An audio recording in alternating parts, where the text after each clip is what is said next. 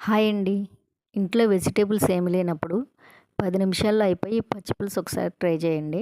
దానికోసం ముందుగా కొన్ని ఎండుమిర్చి, సన్నగా చాప్ చేసుకున్న ఆనియన్స్, కొంచెం చింతపండును ముందే నానబెట్టుకోవాలండి.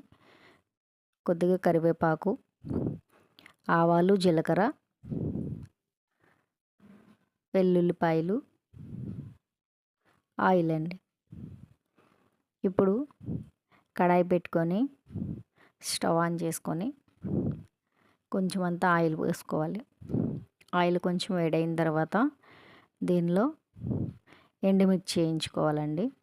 ఎండుమిర్చి కొంచెం అంతా జీలకర్ర వేసి కొద్దిసేపు ఆయిల్లో వేయించాలి.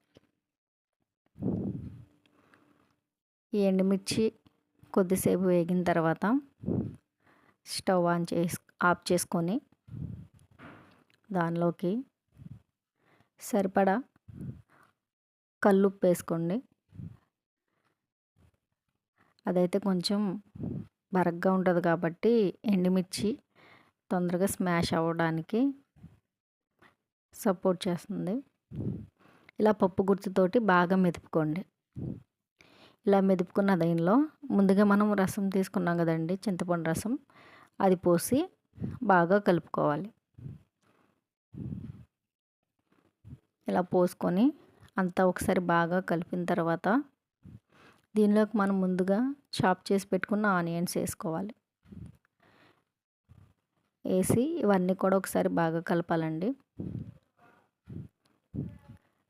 ఇలా బాగా కలిపిన తర్వాత ఇప్పుడు ఒక కడాయి పెట్టుకొని స్టవ్ ఆన్ చేసుకొని దానిలోకి కొంచెం అంతా ఆయిల్ వేసుకోవాలి. ఈ ఆయిల్ వేడైన తర్వాత దీనిలోకి జీలకర్ర, ఆవాలు కొంచెం చిటపటలాడే వరకు వేగిన తర్వాత దీనిలోకి కొన్ని వెల్లుల్లి రెబ్బలు దంచేసుకోవాలి. ఇవి కూడా కొంచెం వేగిన తర్వాత ఫైనల్గా కొంచెం అంత కరివేపాకు వేసి అంతా మంచిగా పోపు వేయించుకొని ముందుగా మనం చేసి పెట్టుకున్నటువంటి పచ్చి పులుసులో ఈ తాలింపు వేసుకోవాలండి. అంతే, పచ్చి పులుసు అయితే చాలా టేస్ట్గా ఉంటుందండి. ఒకసారి ట్రై చేయండి, మీకు చాలా బాగా నచ్చుతుంది. బాయ్ అండి.